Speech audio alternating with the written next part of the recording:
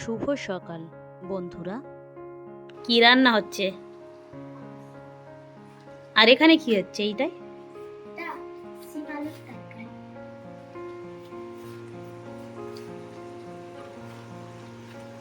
আর ওই দিকেরটা কি হচ্ছে? ভালো করে খোলো দেখি। ও ঠিক আছে, না ঢেকে দাও।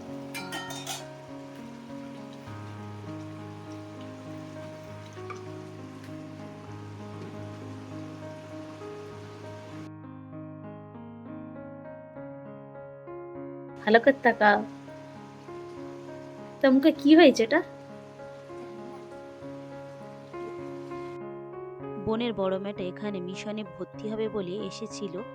তা কদিন এখানে ছিল, তাই ওকে নিতে আজকেরে আমার বোনাই আর ওর আর একটা বোন আর আমার আব্বা কজনই এসেছে।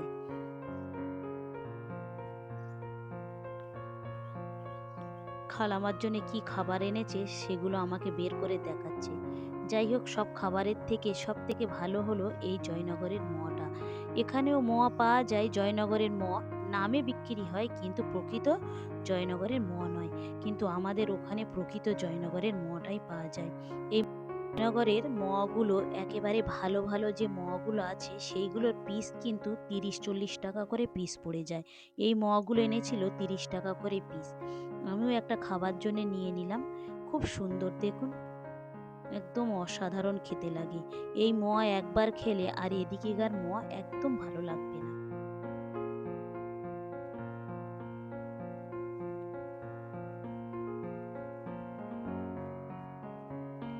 বড় মনা বাড়িতে নেই।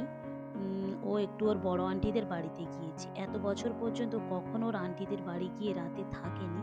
তাই পরীক্ষা হয়ে গিয়েছে বলে মিশনে যাওয়ার আগে ও ওখানে গিয়েছে, 2-4 দিন থাকবে, তারপরে ওর আব্বু গিয়ে ওকে নিয়ে আসবে। যাই হোক, এর মধ্যে এরাও বাড়ি চলে যাবে, এদের সঙ্গেও দেখা হলো না।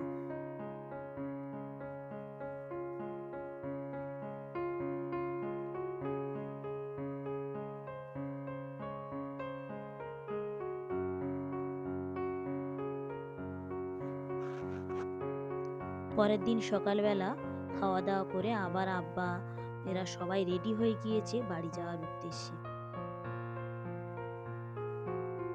গাড়ি আসছে, গাড়ি আসলে এরা বের হয়ে যাবে, তাই জামা কাপড় পরে সব রেডি হয়ে বসে আছে। আব্বা বারবার বলছিল যে ফাতেমা জাহেরার সঙ্গে একটুও দেখা হলো না। কি আর করা যাবে, আবার কিছুদিন পরে আসবে, মিশন যখন শুরু হবে তখন আবার ওদের সঙ্গে দেখা হবে।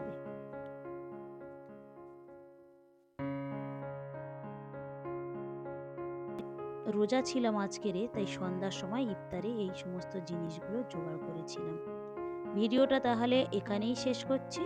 ভালো থাকবেন, সুস্থ থাকবেন, আর ব্লগটি কেমন লাগলো অবশ্যই জানাবেন। ভালো লাগলে একটা সাবস্ক্রাইব করে দেবেন। দেখা হবে পরবর্তী ব্লগে।